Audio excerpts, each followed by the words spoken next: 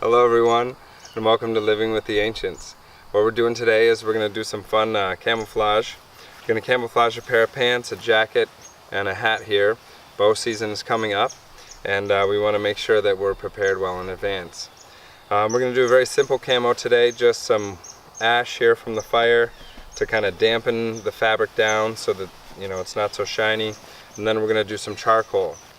These are insect shield pants. So they've been embedded with permethrin to protect from the ticks because they're around, especially in the spring and the fall, and Lyme disease is no fun.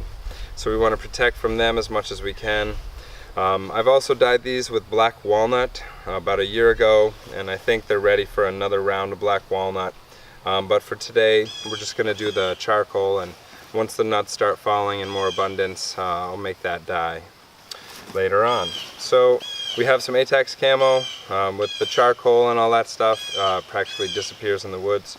It's pretty amazing and inexpensive camouflage. I've had deer within 3 arms length of me without any sense of my presence there.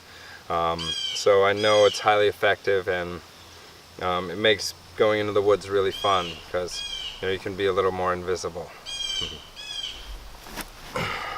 So basically what we're going to do is we're going to take this. How's my hair? We're going to take these and we're going to just put them right into the dust here. Okay.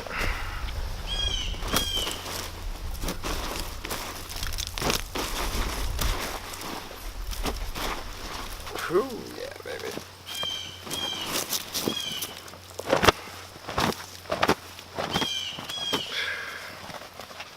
Whew, yeah.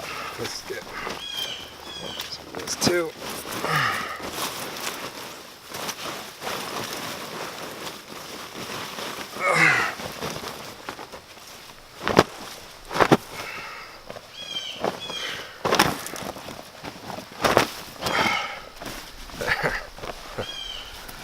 So now what you do basically is just draw on your clothes. It's pretty fun. Start with some chunks. Make some nice marks.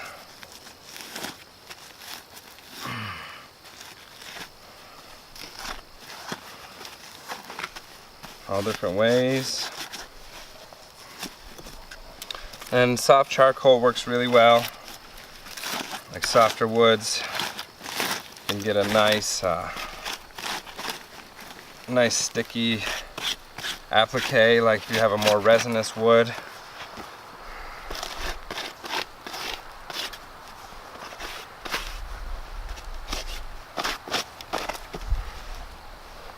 There, it's already much better, eh?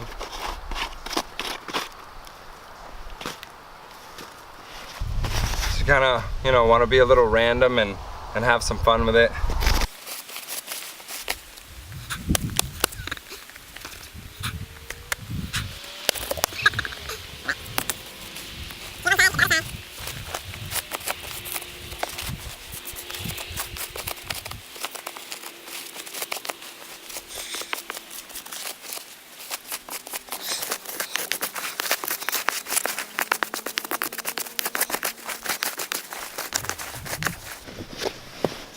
Try to get any particularly shiny spots like these Velcro, especially.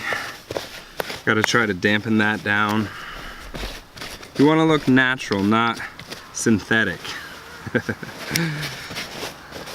And that's how, if you can create that kind of natural texture and the kind of reflective luminance of organic matter versus plastic matter,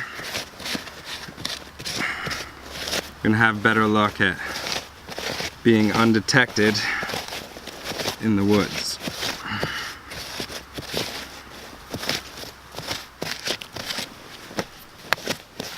So you can see one leg, you can see there's a little bit of camo still left from last year in turkey season this spring. But just to give you an idea of the difference here. And you do want to apply this regularly. So after you go into the woods, for one session of a sit or a still hunt or whatever you're doing, you may have to reapply the charcoal, okay? Because it will brush off. Yeah, so you can see there the difference.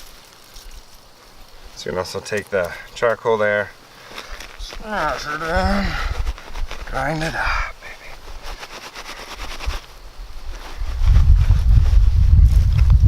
And then you can take the other part of the pants and rub it in there.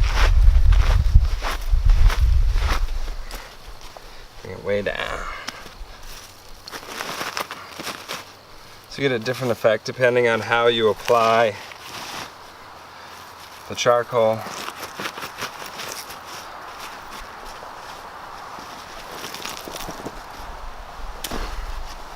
So you see there's the side profile. So you can play with that if you want to.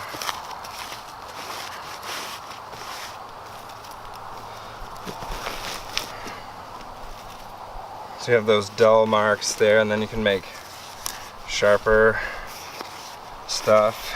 You can draw, make it look like bark or whatever.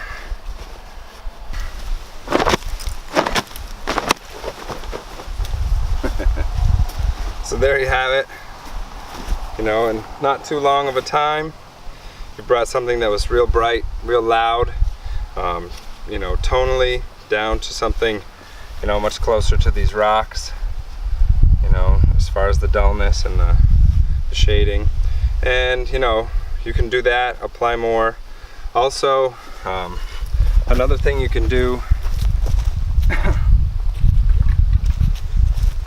is you can take some steel wool and put it in vinegar.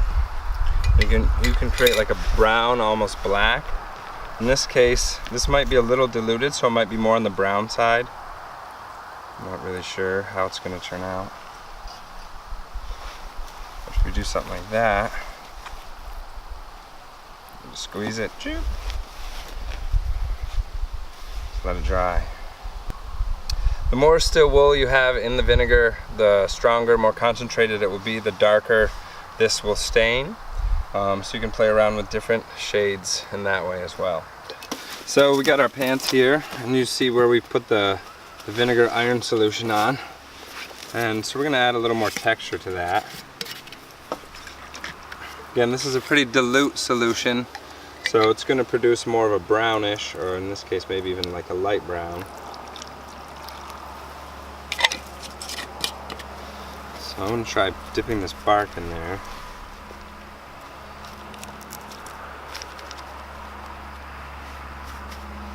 Let's see how that prints. Oh yeah, you get kind of a nice like mottled effect there.